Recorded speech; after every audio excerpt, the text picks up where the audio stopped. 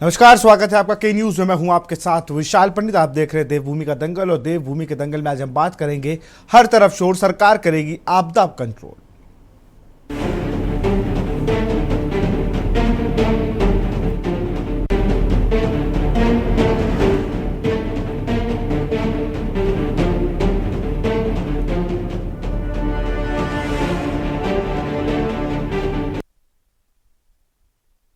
उत्तराखंड में गर्मी की दस्तक के साथ ही जंगलों व शहरों में वन अग्नि का खतरा एक बार फिर से मंडराने लगा है। बीते कुछ वर्षों में उत्तराखंड के पहाड़ी क्षेत्रों में गर्मी की धधकते नजर आते हैं, जिसे न सिर्फ वन संपदा पर भारी नुकसान होता है, बल्कि स्थानीय आबादी, पर्यावरण और जीव जंतु के अस्तित्व पर भी संकट गहराने लगा है। इसी के बढ़ते खतरे को देखते हुए मुख्यमंत्री पुष्कर सिंह धामी ने सभी जिलाधिकारियों और विभागीय सचिवों के साथ वर्चुअल बैठक कर वन अग्नि प्रबंधन और 4 धाम यात्रा की तैयारियों की गहन समीक्षा की है। मुख्यमंत्री ने साफ निर्देश दिए हैं कि वन अग्नि की दृष्टि से संवेदनशील क्षेत्रों में उपकरणों और संसाधनों की समुचित व्यवस्था की जाए। साथ ही स्थानीय नागरिकों, जनप्रतिनिधियों और मोबाइल गश्ती टीमों के सहयोग से त्वरित प्रतिक्रिया प्रणाली विकसित की जाए। मुख्यमंत्री ने कहा कि वन अग्नि और जिला प्रशासन को समन्वय बनाकर वन अग्नि पर नियंत्रण के लिए प्रभावी रणनीति अपनानी होगी। संवेदनशील क्षेत्रों में टीम तैनात कर मॉनिटरिंग की जाए, मोबाइल गश्ती दल सक्रिय किए जाएं और सूचना तंत्र को मजबूती बनाकर हर छोटी बड़ी सूचना पर तत्काल कार्रवाई सुनिश्चित की जाए। साथ ही आज पूरे प्रदेश में आपदाओं से निपटने के लिए संयुक्त टीम की 4 धाम यात्रा को लेकर आज यूएसडीएमए बिल्डिंग स्थित राज्य आपातकालीन परिचालन केंद्र में मॉक ड्रिल भी जारी की गई है, जो आने वाले समय पर किसी आपदा से निपटने में कामयाब साबित होगी। वहीं विपक्ष ने सरकार के दावों को हवाई बताते हुए सरकार की धरातल पर कोई तैयारी नहीं दिख रही है। आज इसी पर करेंगे चर्चा। उससे पहले ये रिपोर्ट देखिए।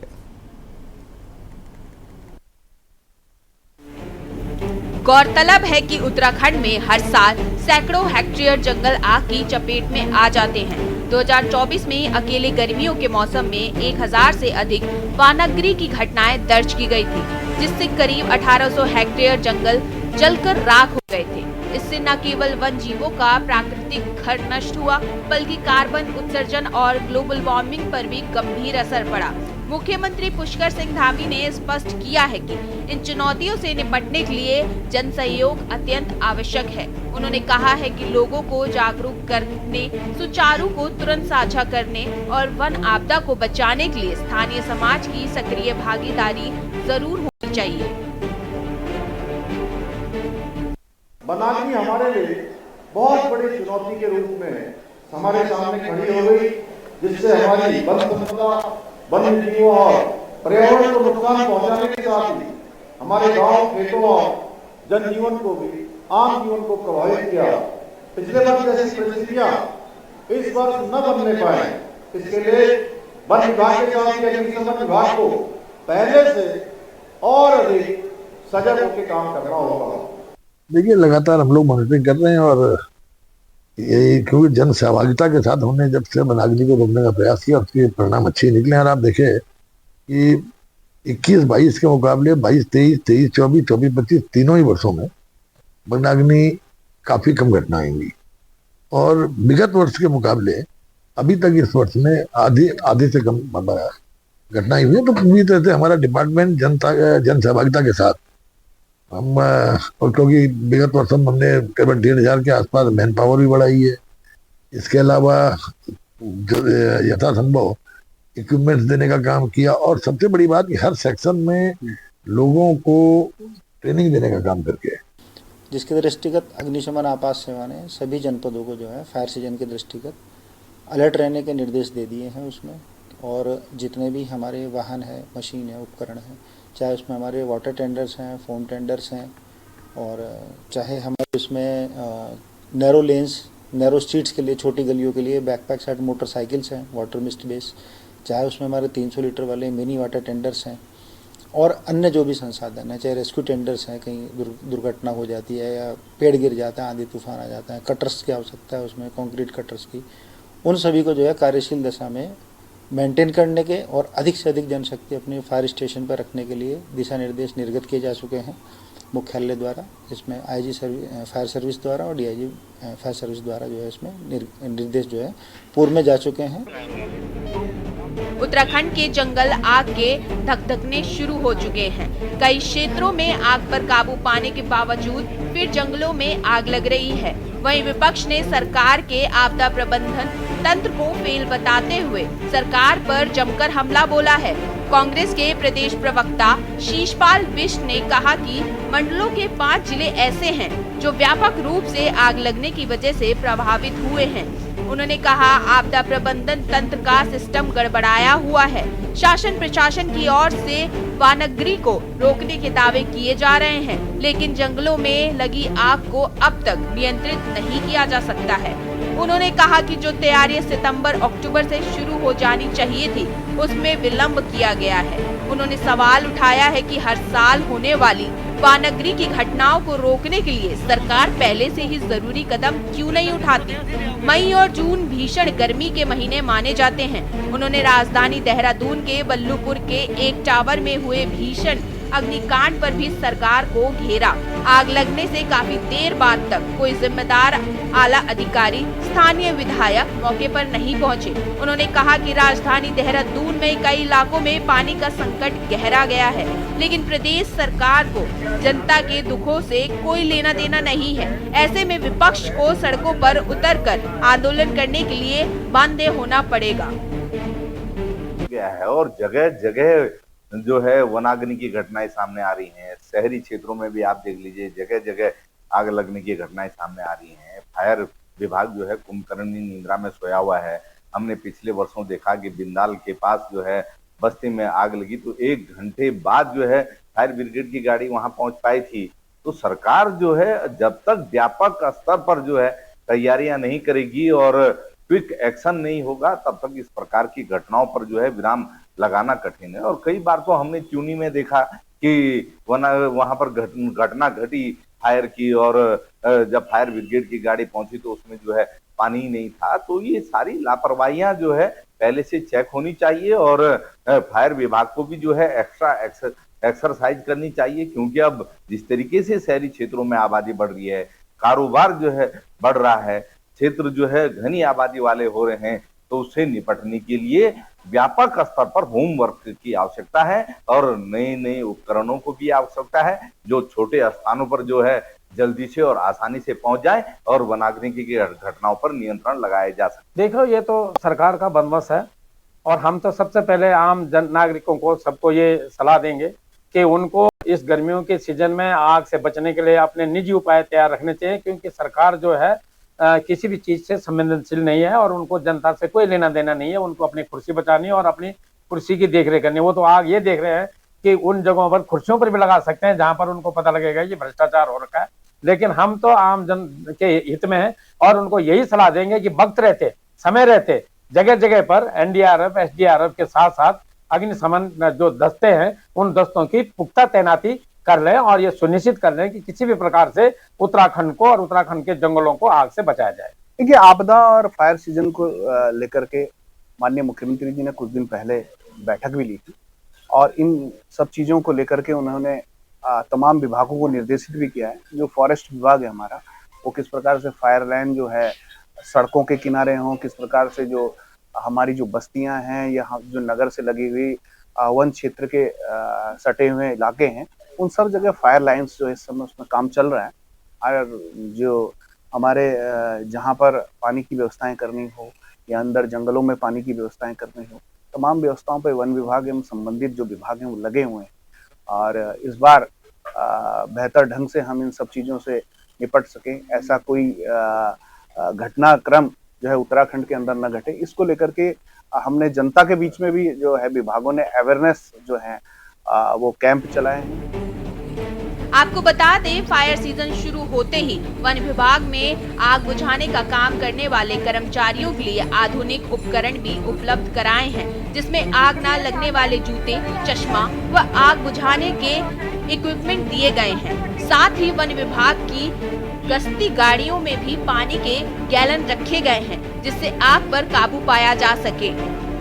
वहीं सरकार की योजना हर घर जल हर घर नल के तहत नहीं मिल पा रहा पानी। हर साल बढ़ते तापमान को देखते हुए धामी सरकार ने आने वाले 10 सालों में 30 साल तक जल संकट से निपटने के लिए अधिकारियों को ठोस प्लान बनाने के लिए निर्देशित किए हैं। साथ ही वानागिरी जैसे गंभीर मुद्दे को भी प्रमुखता से जटिल रहने के आदेश दिए हैं। तापमान लगातार बढ़ रहा है। वानागिरी की कुछ घटनाएं भी देश में मिली है, जिस पर वक्त रहते काबू भी पाया गया, लेकिन आने वाले समय प्रदेश में बढ़ती गर्मी के साथ वानागिरी और जल संकट पैदा करता दिखाई दे रहा है, जिससे निपट पाना सरकार के लिए एक बड़ी चुनौती पैदा कर सकता है। Uttarakhand desk report.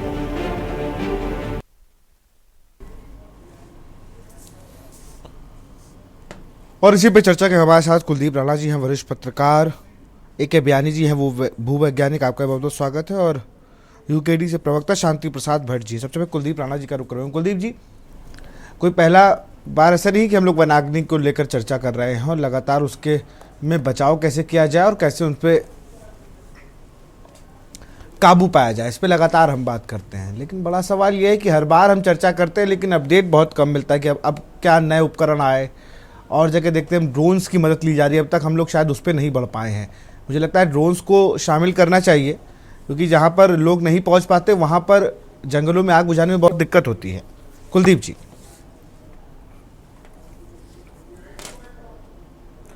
देखिए, उत्तराखंड देश दुनिया का एक ऐसा राज्य है जिसने विश्व मानवता को, तमाम लोगों को वन एवं पर्यावरण के संरक्षण का संदेश दिया है। चिपको उत्तराखंड की देन है। मैती आंदोलन, जिसमें नव दंपति जब विवाह के समय अपने एक बेटी जब अपने मायके से विदा होती है तो वो एक पौधा रोपती है, ठीक है। और इस तरह लाखों पौधे उत्तराखंड के गाँव में हरे भरे विकसित हो रहे हैं। उत्तराखंड की देन है। ऐसे ही अनेक आंदोलन उत्तराखंड में वनों को बचाने से लेकर के वृक्षारोपण को लेकर के, पर्यावरण संरक्षण को लेकर के उत्तराखंड ने किए हैं, ठीक। लेकिन सबसे बड़ी विडंबना ये है कि चिराग तले अंधेरा। दुनिया को पर्यावरण का संदेश देने वाले राज्य के भीतर के हालात अब क्या हो चुके हैं। आलम ये है कि उत्तराखंड राज्य का वन विभाग कैंपा का पैसा, जिसका उपयोग पर्यावरण क्षति की भरपाई के लिए किया जाता है, उस पैसे का उपयोग मोबाइल फ़ोन खरीदने में, टैब खरीदने में करता है, आईफोन खरीदने में करता है, ठीक। और इस पर सरकार जब एक्शन लेने के बजाय जांच की बात कह करके चुप्पी साध देती है, तो जिस राज्य में ये हरकतें हों उस राज्य के जंगलों का तो भगवान भरोसे ही है।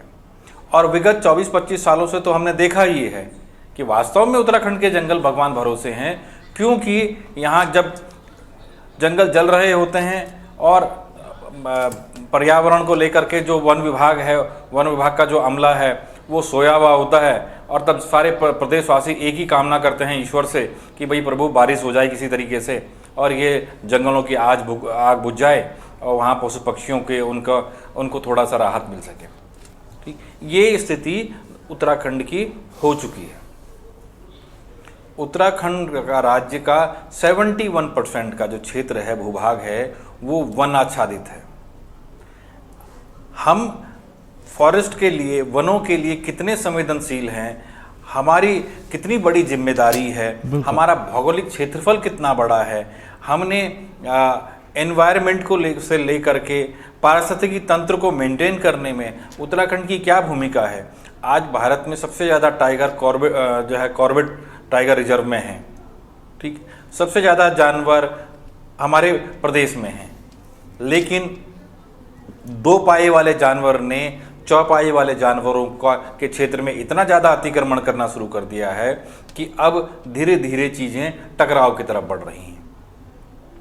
कुलदीप जी, एक चीज और है, पहले वनाग्नि को लेकर के आज 25 साल होने के बावजूद भी अगर हम कोई रास्ता नहीं निकाल पा रहे हैं, कोई टेक्नोलॉजी नहीं निकाल पा रहे हैं, जबकि हम देश दुनिया को देख रहे हैं कि वो कैसे अपने जंगलों की आग बुझाते हैं, हमारे यहाँ वन पंचायतों के साथ सरकारों का एक गठबंधन होता था। वन पंचायतें जिन्होंने अपने गांव में अपने जंगल लगाए, उनकी सुरक्षा का जिम्मा उनके साथ था, उनके साथ एक तालमेल था। ठीक है, हमने उनके अधिकारों को छीना, हमने लोगों के जंगलों के बीच में लोगों के ग्रामीणों के प्रवेश पर रोक लगा दी कि नहीं, तुम जंगलों को हानि पहुंचा रहे हो। और हानि किसने पहुंचाई, किसने सुरक्षा की, वो परिणाम सबके सामने निकल करके आ रहे हैं कि आज आप और हम यहाँ बैठ करके इस चीज़ पे चर्चा कर रहे हैं। मैं एक चीज़ और आपसे कहूँगा कि हम लोग पहले होता क्या था कि जंगलों में रहने का लोगों को बहुत मन होता, लेकिन वहाँ के जो जंगल के अंदर के लोग थे वही रहते थे। आजकल क्या फार्म हाउस का चलन आ गया है, तो लोग जंगलों के अंदर जाके फिर उनको जगह कितनी आवंटित है बना के चौर रहे हैं, जिससे वहाँ पे रहने वाले जीव जंतु तो प्रभावित होते हैं। उसके बाद आप वहाँ पर जाकर खाना बना रहे हो, आपको बॉन फायर करनी है, तो आप उसी आग जंगल की ज़मीन पर कर रहे हो, जिसके बाद से आग लगने का सिलसिला और शुरू हो गया। अगर जंगल के अंदर नहीं तो जंगल सटा के आप कोई काम कर रहे हो। कुलदीप जी, देखिए विशाल, आज हम जिस दौर में हैं, मैं आपको दो उदाहरणों से चीज़ें स्पष्ट करता हूँ। मैं उत्तराखंड के एक सुदूर पर्वतीय जनपद चमोली का रहने वाला हूँ। ठीक है, मेरे जनपद में रुद्रनाथ, मतलब उत्तराखंड में जो पंच केदार की भूमिका है उनमें रुद्रनाथ जो है उनका स्थान है वो भी, और वो घने जंगलों से होकर के उसकी यात्रा होती है। जब हम लोग स्कूल कॉलेजों के दौर में थे तो हम लोगों ने काफ़ी यात्राएं की, और उत्तराखंड सिर्फ चमोली जनपद ही नहीं, तमाम लोग जो रुद्रनाथ की यात्रा पर आते थे, क्योंकि 6 महीने के लिए वो यात्रा होती थी, 6 महीने बर्फ से वो क्षेत्र ढका रहता है, तो ना तो कोई टैक्स लगता था, ठीक है, सारे लोग यात्रा करते थे, ना ही कोई प्रतिबंध था, ठीक है, और जंगल भी सुरक्षित थे। उसी जंगल के बीच में, उसी जंगल से लकड़ी लेकर के, उसी जंगल से पानी लेकर के यात्री अपना खाना वगैरह भी बनाते थे, ठीक है, और उसके बाद उसको आग को बुझा करके इस तरीके से, ताकि वो और विकराल रूप ना ले सके, कोई नुकसान ना कर सके, ठीक है, जंगलों से होकर के अपनी यात्रा पूरी करते थे। विगत 5-7 सालों से पूरे जंगल को एक तरीके से उसकी LOC टाइप की बना दी गई है, वहां पे पूरी सीमांकन तय कर दिया गया है। अब स्थानीय लोगों को भी अपने जंगलों में जाने के लिए, आज मुझे अगर अभी रुद्रनाथ की यात्रा पर जाना हो तो मुझे वहां टैक्स देना पड़ेगा, पहले पर्ची कटवानी पड़ेगी, और ये पर्ची इसलिए कटेगी, उसमें शुल्क दिया जाएगा कि ये शुल्क जो है वनों की रक्षा के लिए है, आप लोग वनों को नुकसान पहुंचा रहे हैं। मैं बचपन से उस जंगल में जाता रहा हूं, अभी तक तो कभी किसी ने ना तो हमने नुकसान पहुंचाया ना किसी को नुकसान पहुंचाते हुए दिखा, ठीक है, लेकिन चलो अच्छा आपने टैक्स लिया, लेकिन उसका उपयोग कहाँ हो रहा है, ठीक।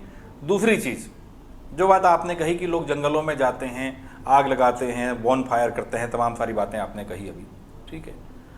आज हम जिस टेक्नोलॉजी के दौर में हैं, हमारे पास ड्रोन कैमराज हैं, क्या हम अपने जंगलों की मॉनिटरिंग नहीं कर पा रहे हैं? वो कौन से रास्ते हैं जहां से लोग जंगलों में जा रहे हैं, ये तो हम स्पष्ट कर सकते हैं ना। अगर हम जंगल में जा रहे शिकारियों को पकड़ सकते हैं, टाइगर पोचर्स को अगर हम पकड़ सकते हैं, उनको फॉलो कर सकते हैं, ठीक है, जंगली पशुओं के, टाइगर्स के पगमार्क हम देख सकते हैं, तो क्या हम जंगल में जा रहे इस तरह के लोगों को आइडेंटिफाई नहीं कर सकते, उनके रूट आइडेंटिफाई नहीं कर सकते और उनको वहां पर दंडित नहीं कर सकते हैं क्या? देखिए, करने के लिए सब कुछ हो सकता है, इच्छा शक्ति होनी चाहिए, दृष्टिकोण होना चाहिए, और इस मामले में उत्तराखंड का जो वन विभाग है वो सोया हुआ है, क्योंकि प्रकृति ने उत्तराखंड को इतना कुछ दिया है कि उनको ये लगता है कि अगर इसमें से 2-4% अगर नुकसान हो भी गया तो क्या फर्क पड़ेगा। एक भूतपूर्व कांग्रेस के मंत्री रहे हैं डॉक्टर हरक सिंह रावत, कभी भाजपा में कभी कांग्रेस में रहते हैं, जब भाजपा में रहते हुए वन मंत्री थे तो उन्होंने ये बात स्वयं कही थी कि उत्तराखंड के वन अधिकारी उत्तराखंड को लेकर के गंभीर नहीं है, उत्तराखंड के जंगलों को लेकर गंभीर नहीं है, और ये फील्ड में नहीं जाते हैं, और ये स्पष्ट दिखाई देता है कि उत्तराखंड के अधिकारी फील्ड में नहीं जाते हैं। एक बड़ा वर्ग है कर्मचारियों का, वन आरक्षियों का, जो यहाँ अधिकारियों के बंगले में, उनकी गाड़ियों में, उनके कुत्तों की सुरक्षा करते हुए देहरादून में या उनके बंगलों के आसपास दिखाई देते हैं। देहरादून एक ऐसा जनपद है देश का जहाँ फॉरेस्ट सर्वे ऑफ इंडिया है, FSI यहाँ पर है, FRI यहाँ पर है। IGNFA यहाँ पर है, भारत के तमाम राज्यों के लिए भारतीय वन सेवा के अधिकारी यहाँ तैयार किए जाते हैं। उसके अलावा वन्य जीव संस्थान यहाँ पर हैं, उसके अलावा बायो नेशनल पार्क्स यहाँ पर हैं, इतना कुछ है यहाँ पर। लेकिन हालात क्या हैं? हालात ये हैं कि हमारे जंगल धू धू करके जलते हैं और हम ईश्वर से प्रार्थना करने के अलावा कुछ नहीं करते हैं। बिल्कुल, आप सब बने रहिए, मैं और भी जरा मेहमानों से के पास चलूंगा, लेकिन फिलहाल यहाँ वक्त एक छोटे से ब्रेक का।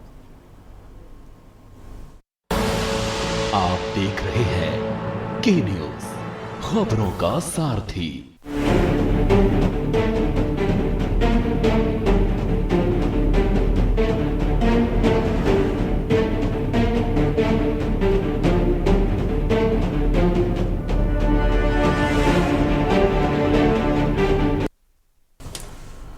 ब्रेक के बाद आपका स्वागत है। मैं जरा रुक करूंगा AK बयानी जी का, भूवैज्ञानिक हैं सर। उत्तराखंड में लगातार वन अग्नि की जो खबरें हैं पिछले कई सालों से बहुत बड़े लेवल पे आती है, कई कई दिन तक ये जंगलों में आग की खबर चलती रहती है। हम अभी तक किसी मोटिव पे नहीं पहुंचे कि हम कैसे इस पर काबू पाए, कैसे इसको रोकें। हर बार हम बैठक करते हैं, नए नए आदेश देते हैं, जो हफ्ते 10 दिन इम्प्लीमेंट होते हैं, फिर वैसे ही चलने लगता है। बयानी जी, देखिए, जहाँ तक जंगल में आग लगने का सवाल है या जंगल कटान का सवाल है, इसमें फॉरेस्ट डिपार्टमेंट अपना अपना भी सक्षम है। अगर उसको व्यवहारिक दृष्टि से देखा जाए तो उनके फॉरेस्ट गार्ड हैं, फॉरेस्ट गार्ड बिल्कुल मौके पर रहते हैं और वो हर थोड़ी थोड़ी दूर पे तैनात होते हैं। अगर फॉरेस्ट गार्ड अपना दायित्व ढंग से निभाए तो काफ़ी कुछ हद तक सूचना समय दी जा सकती है और उसके बाद सूचना पे अमल भी किया जा सकता है। होता क्या है कि फॉरेस्ट गार्ड को जो बार बार उनके दुख अखबारों में आते हैं या मीडिया में आते हैं कि उनको सैलरी नहीं मिलती है या कई कई साल हो जाते हैं जब सैलरी नहीं मिलती है और उनको इक्विपमेंट नहीं दिए जा सकते हैं। तो एक इस लेवल पे अगर हम सिस्टम को मजबूत करें कि हमारे फायर गार्ड जो है मुस्तैदी से काम करें और वो एक रिस्पॉन्सिबल वे में काम करें, तो इससे काफ़ी अंतर पड़ सकता है। दूसरा ये है कि जब जंगल में आग लगती है तो जैसा कि हमारे उत्तराखंड की संरचना है, पहाड़ी क्षेत्र है, तो आप चाह के भी बहुत जल्दी वहाँ पे कोई सुविधा नहीं पहुँचा सकते या कोई इस तरह का तंत्र खड़ा नहीं कर सकते कि वो तुरंत आग पे काबू पा ले। इसके लिए ज़रूरी है कि हमको स्थानीय लोगों की अगर हम हेल्प लें, चाहे वो महिला मंगल दल हो या हमारे वहाँ के स्थानीय निवासी हों, और ये दोनों मिलकर अगर समुचित रूप से काम करें तो शुरुआत में ही हम काफ़ी हद तक इसको पकड़ सकते, रोक सकते हैं या कम कर सकते हैं। अब इसके बाद आता है टेक्नोलॉजी का सवाल। तो मैं ये कहूँगा टेक्नोलॉजी से हम आग को तो पहचान सकते हैं और दूसरे मतलब कहाँ फैल रही है, किस जगह फैल रही है, पिन पॉइंट लोकेशन कर सकते हैं, पर टेक्नोलॉजी का उपयोग एक लेवल तक है, उसके बाद नहीं होता है। जो यहाँ की भौगोलिक परिस्थिति की एकदम खड़े पहाड़ है या बहुत अधिक तीव्र ढाल है, तो उन तीव्र ढाल पे कोई टेक्नोलॉजी आपकी काम नहीं करेगी। ड्रोन से आप जरूर पता लग सकते हैं कि कहाँ पर है, वहाँ पे छिड़काव कर सकते हैं। अब वो छिड़काव जो अगर आग भी 2-3 तरह की होती है, एक तो ग्राउंड की होती है, एक मिड लेवल की होती है, एक टॉप लेवल की होती है, ग्राउंड लेवल की होती है वृक्षों के। अगर ग्राउंड लेवल की है तो अगर आप ऊपर छिड़काव कर रहे हैं या कुछ इस तरह के केमिकल स्प्रे कर रहे हैं तो वो उतने समुचित प्रभावित नहीं हो पाते हैं। तो इसलिए हमारा क्या होना चाहिए कि इसमें एक समुचित प्रबंधन प्रणाली डेवलप होना चाहिए कि हमारे जो वाटर रिसोर्सेस हैं और जो संभावित क्षेत्र हैं आग के, वहाँ पर उसके आसपास वाटर रिसोर्सेस हों और उनके तुरंत उनको उपयोग में लाया जा सके। इसके लिए हमें प्रयास करना चाहिए। अब जो जंगल में आग लग रही है वो कोई आबादी क्षेत्र से ज़्यादा दूर नहीं लगती है, वो आबादी क्षेत्र के नज़दीक लगती है। तो आबादी क्षेत्र के अगर नज़दीक आग लग रही है तो हमें वहाँ की आबादी पे भी ये देखना चाहिए कि भाई आग क्यों लग रही है। प्राकृतिक कारणों से भी आग लगती है, परंतु यहाँ पर उत्तराखंड में प्राकृतिक कारण नहीं है। यहाँ पर जैसा कि बताया गया कि लापरवाही हो जाती है और उसके कारण आग लग जाती है या घास के लिए आग लगाई जाती है, तो उस पर भी थोड़ा सा हमें समुचित विचार करना चाहिए कि आजकल इन चीज़ों का कैसे क्या हम इसको नियंत्रित करें और इस पर कैसे काम करें। तो अगर हम 2-3 चीज़ें ध्यान रखें कि फॉरेस्ट गार्ड के लेवल पे हम काम करें या हम गांव के लोगों को इन्वॉल्व करें और इस तरह से टेक्नोलॉजी का जो पहले जैसे ही आग की सूचना मिले इस तरह से अगर हम तुरंत एक्टिव हो जाएं तो काफ़ी कुछ हद तक इसको हम कंट्रोल कर सकते हैं। परंतु एक बात मैं यहाँ और कहना चाहूँगा कि अगर हम चाहें कि आग तुरंत कंट्रोल हो जाए, जैसे शहरों में फायर ब्रिगेड पहुँच जाता है तुरंत और कुछ ही घंटों में आग पर काबू पा लेता, तो ये जंगल में संभव नहीं है, क्योंकि जंगल में कई ऐसे फैक्टर हैं जो हमारे कंट्रोल में नहीं रहते हैं। अगर हवा तेज़ चल रही तो आप हवा को रोक नहीं सकते, और तेज़ हवा चलने से अभी कैलिफोर्निया में जो आग लगी थी वो 160 किलोमीटर प्रति घंटे की रफ्तार से फैली थी। अब आप बताइए इसमें कौन सी टेक्नोलॉजी आपकी काम करेगी कि जो 160 किलोमीटर प्रति घंटे की रफ्तार से जो आग चल रही है उसको रोक ले।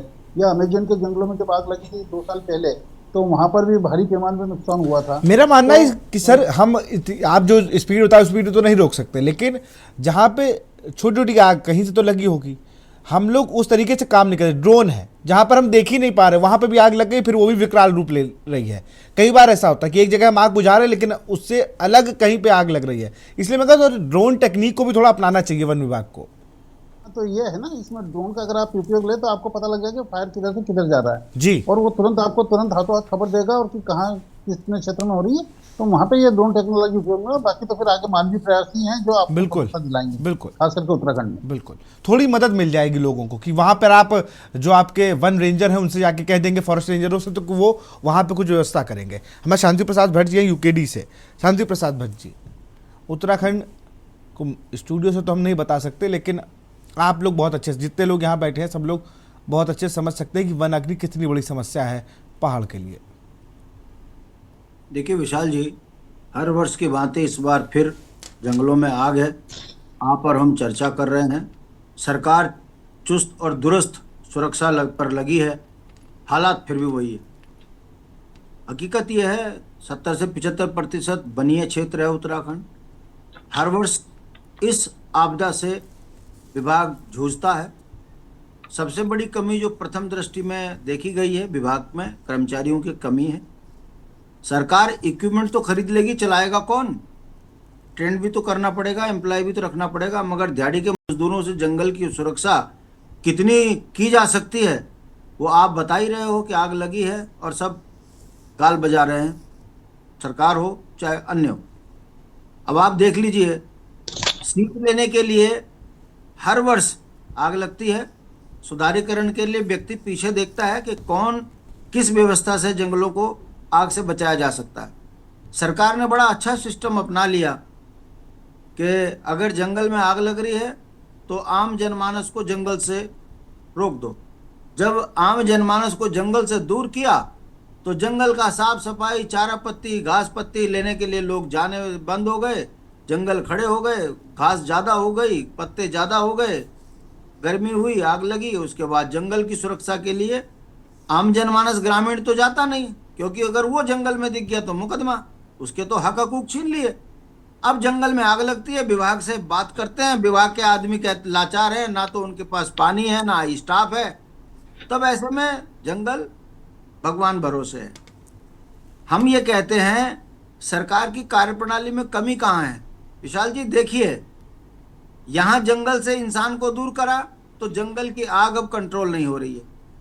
दूसरी ओर यही भारतीय जनता पार्टी चारधाम यात्रा में यात्रियों को यात्रा में भगवान के दर्शन से रोकने के लिए पंजीकरण कर दिया, वहां पर भी अब भगवान के दर्शन पर भी रोक लगा दी।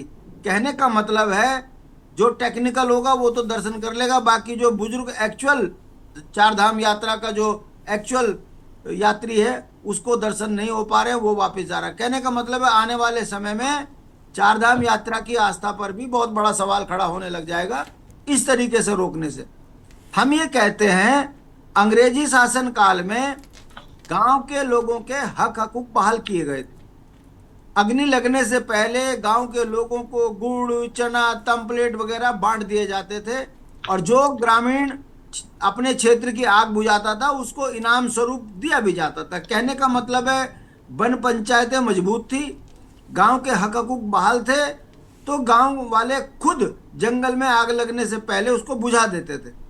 अब आज इन 25 वर्षों में पहले की तकनीक ज़्यादा बढ़िया थी या आज के आधुनिक इक्विपमेंट खरीदने के बाद जंगलों में आग लग रही है और बुझ नहीं पा रही है? अगर इसके मूल में जाओगे तो फिर वही है। मुझे लगता है मैनेजमेंट की कमी है, बस मैनेजमेंट की कमी। क्या आप मैनेज नहीं कर पा रहे हो?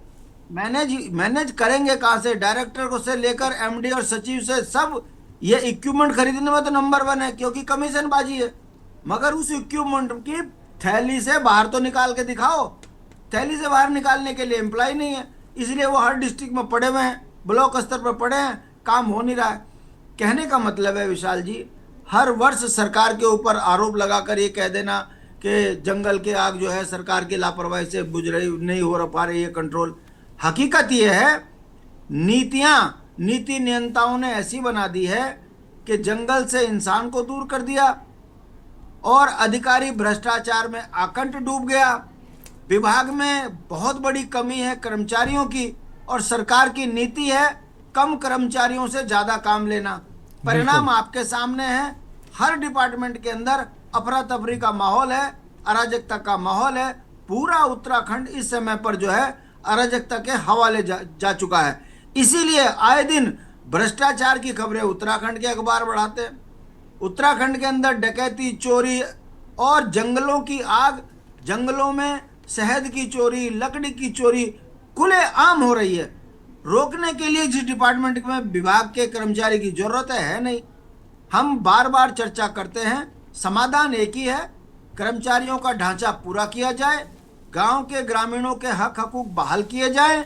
अग्नि से पहले गांव के लोगों के पास वो इक्विपमेंट होने चाहिए जिससे वो कम से कम एक टेम्पलेट से एक गांव वाला कम से कम आधा किलोमीटर की आग तो बुझा सकता है। बिल्कुल 10 गांव वाले मिल गए तो पूरे गांव की आग वो के नजदीक की आग बुझा देते हैं। मगर सरकार किन कारणों से ग्रामीणों के हक हकूक बहाल नहीं कर रहे हैं, ये सोचने वाली विषय है। क्यों?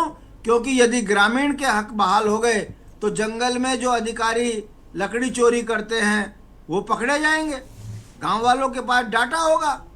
इसलिए सबसे बढ़िया तरीका है ग्रामीणों को डराओ, उनके हक को उनसे छीन लो, उसके बाद जंगल को जो है प्रकृति के भरोसे छोड़ दो या तो माफियाओं के भरोसे छोड़ दो, जो जितना चाहे लूट ले, बाद में रिपोर्ट बना दो। हर वर्ष जंगल में लाखों करोड़ों रुपए के पेड़ लगते हैं। आज तक किसी भी रिपोर्ट में ये नहीं बताया कि वन विभाग के द्वारा लगाए हुए हजारों पेड़ आज वेस्ट। चलिए अब शांति प्रसाद जी जवाब भी ले लेते हैं। कमलेश, बिल्कुल बिल्कुल, ठीक, कमलेश रमन जी से जवाब भी लेते हैं। कमलेश रमन जी, देखिए सबने अपनी अपनी बातों को रखा, सरकार का पक्ष आप रख रही हैं, थोड़ा हाईटेक हम लोग और हो सकते हैं। कैंपा का पैसे का दुरुपयोग की बात सभी लोग कह रहे हैं, आपको भी पता है। और जो आम आदमियों को जंगलों से दूर किया गया उसका भी कहीं ना कहीं खामियाजा भुगतना पड़ रहा है कि आग पे कहीं रुकती है तो 10-20 किलोमीटर बाद ही पता चल पा रहा है कि अब अच्छा यहाँ से आग लगी, तब तक और फैलने लगती है। कमलेश रमन जी।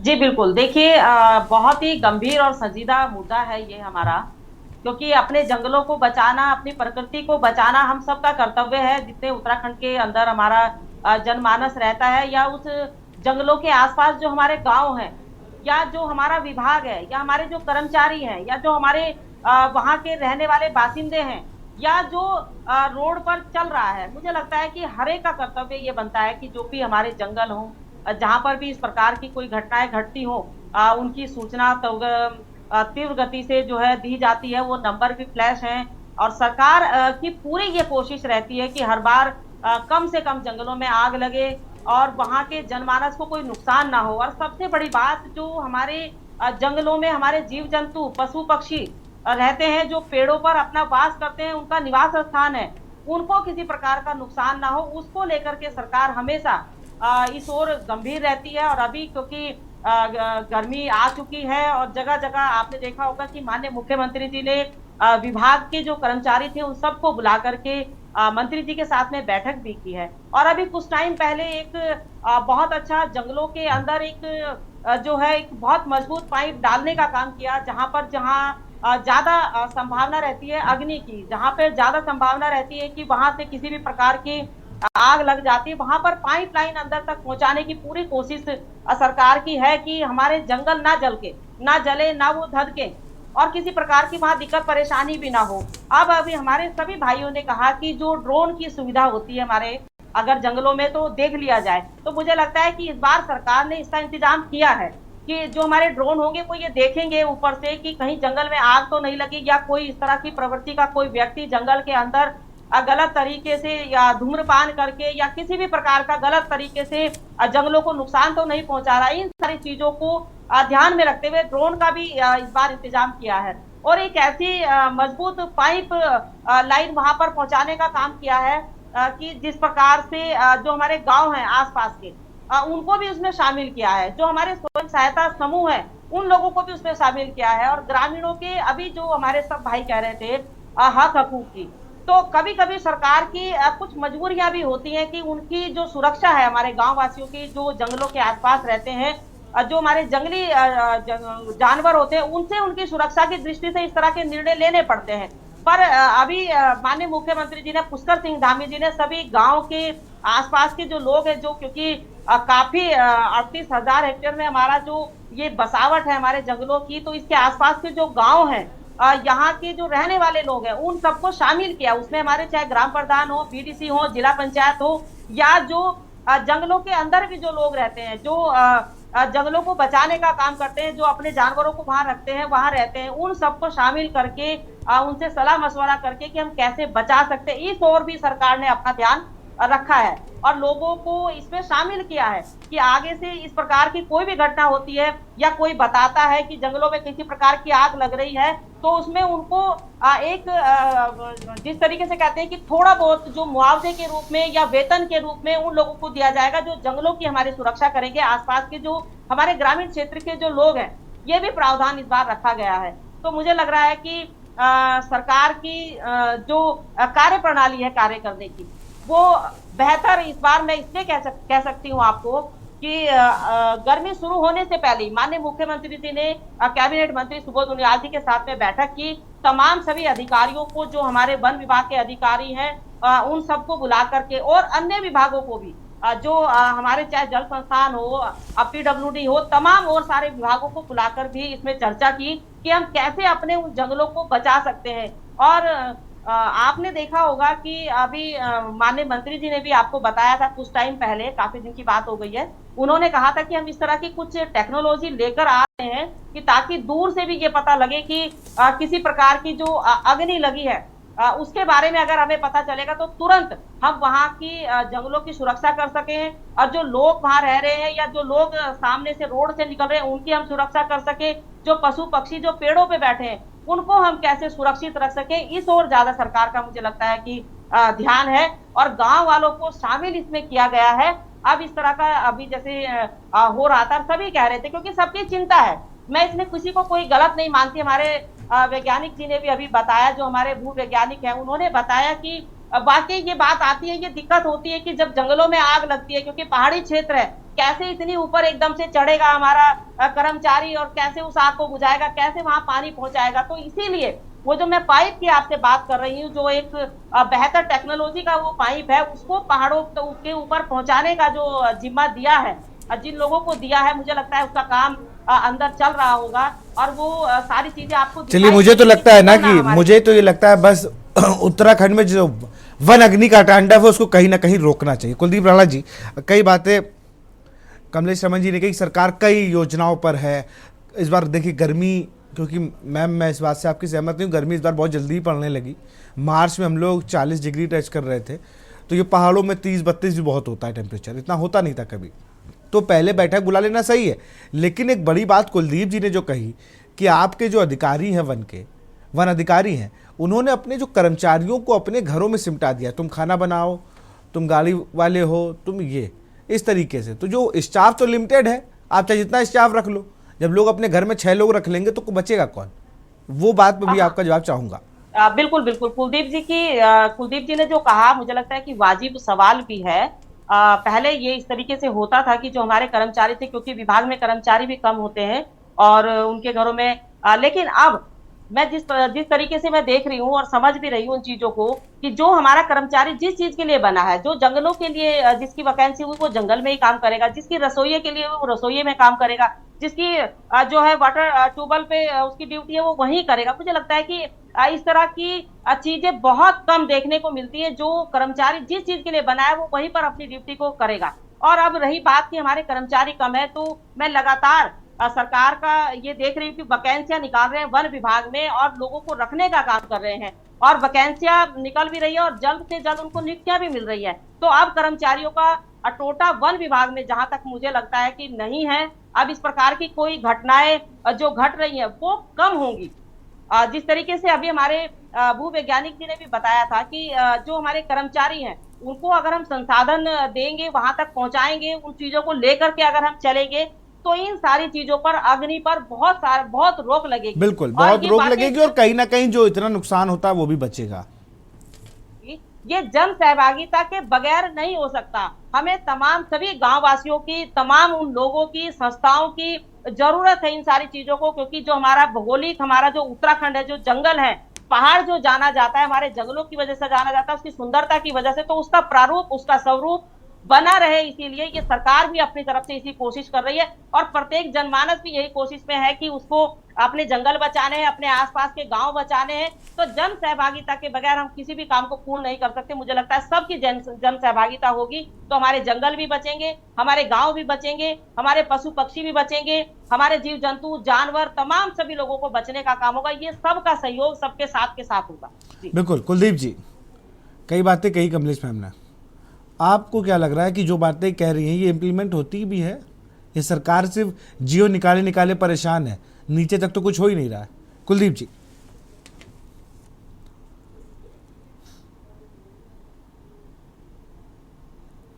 कई ऐसी बातें आई जंगलों को लेकर के कि बहुत ऊंचाई पर आग लगी होती है, हवाओं का रुख और तमाम बहुत सारी बातें निकल करके आई। मैं बहुत सारी बातों से सहमत भी हूँ और बहुत सारी बातों से बहुत ज़्यादा असहमत भी हूँ। हम देहरादून से पहाड़ों को देख रहे हैं। मैं देहरादून को मैदानी जिला तो नहीं मानता क्योंकि उत्तराखंड संपूर्ण रूप से पर्वतीय राज्य है, ठीक। लेकिन अगर हम देहरादून में बैठ करके अगर हम उच्च पर्वतीय क्षेत्रों को, उच्च हिमालयी क्षेत्रों को देखेंगे तो हमें हमेशा चोटियाँ ऊंची ही दिखाई देंगी और हमारी पहुंच से बाहर ही दिखाई देंगी। लेकिन कभी अगर हम जोशीमठ जा करके, कभी हम चंपावत जा करके, उत्तरकाशी जा करके, पिथौरागढ़ जा करके देखें तो जहां हमारी सोच नहीं है वहां से भी ज़्यादा ऊंचाई पर लोग रहते हैं। वहां गांव हैं बसे हुए, जहां फॉरेस्ट लाइन खत्म हो रही है वहां पर भी लोग रह रहे हैं, ठीक। और मैं ये बात इसलिए कह रहा हूं, मैं गांव से निकला हुआ युवा हूं, ठीक है। मैंने अपने गांवों को देखा है, अपने गांव के महिला मंगल दल को देखा है।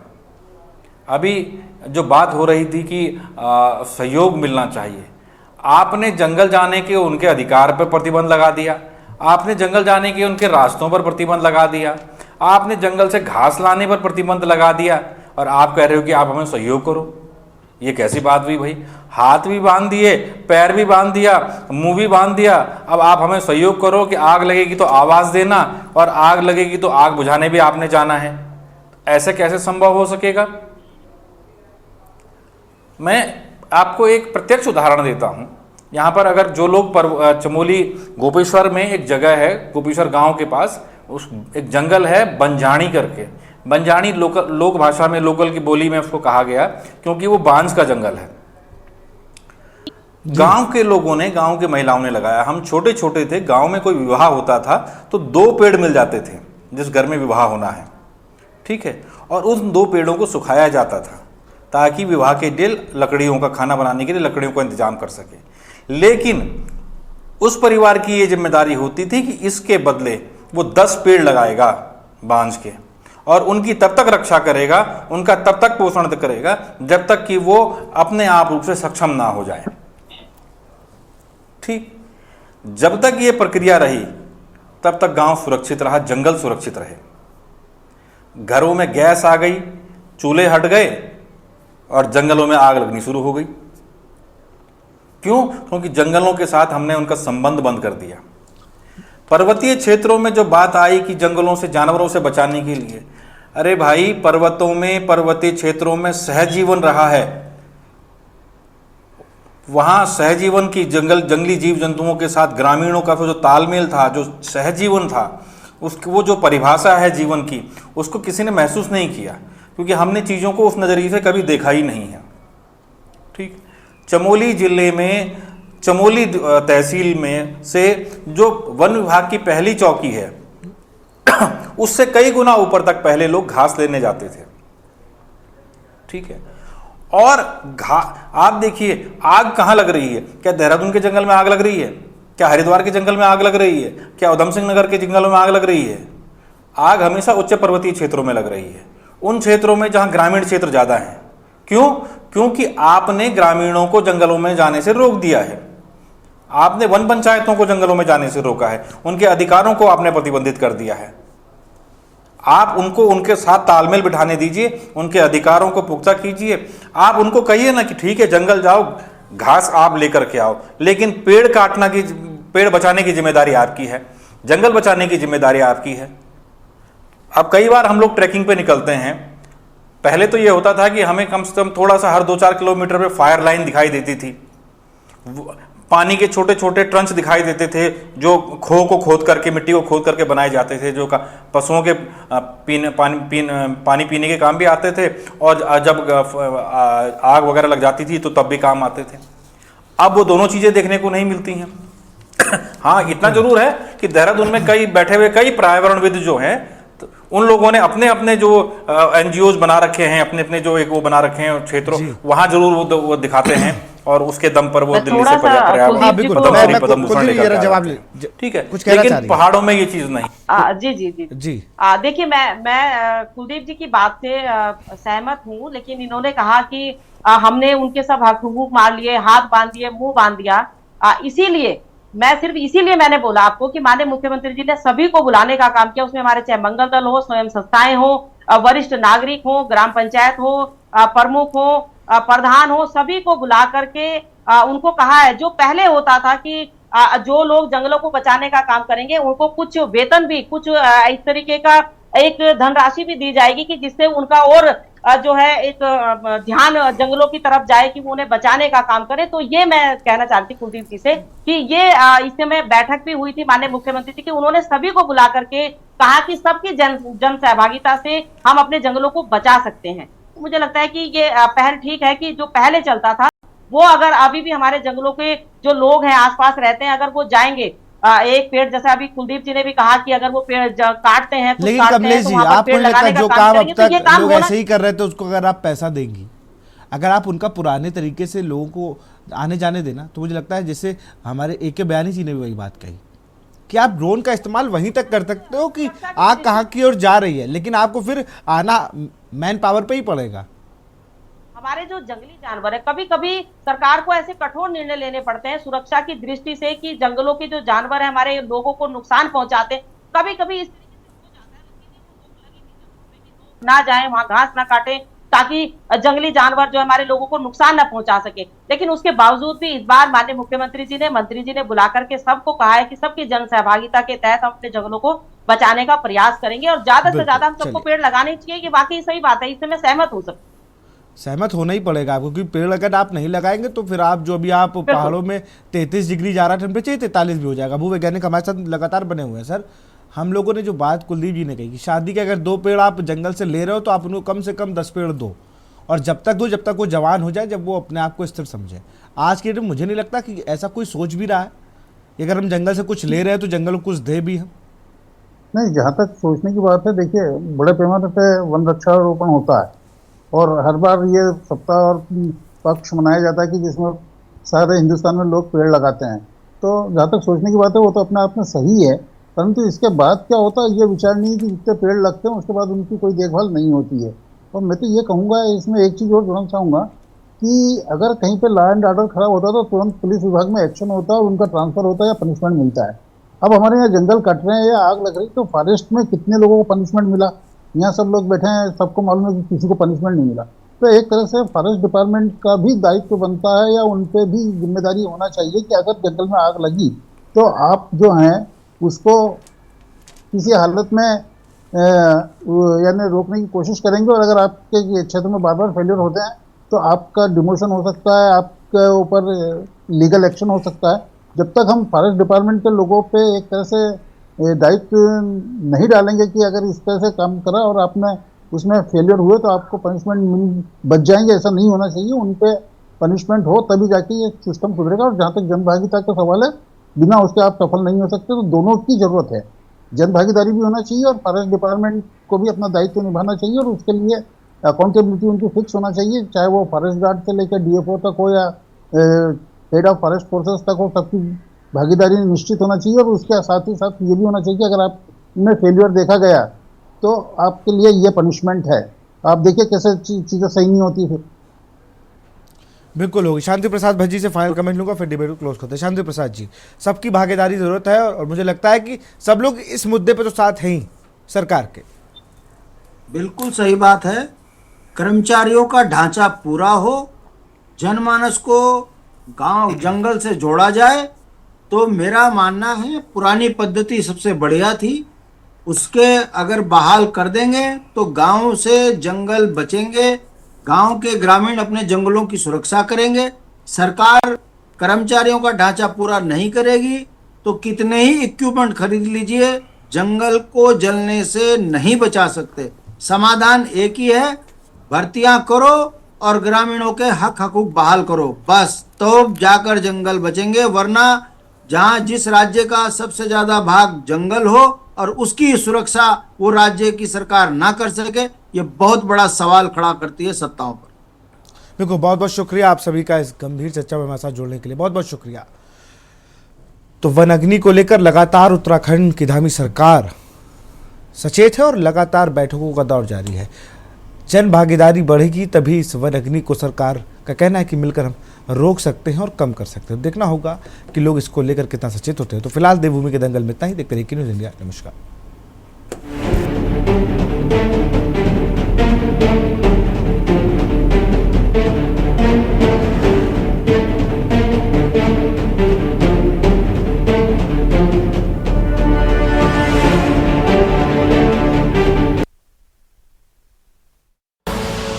आप देख रहे हैं के न्यूज़, खबरों का सारथी।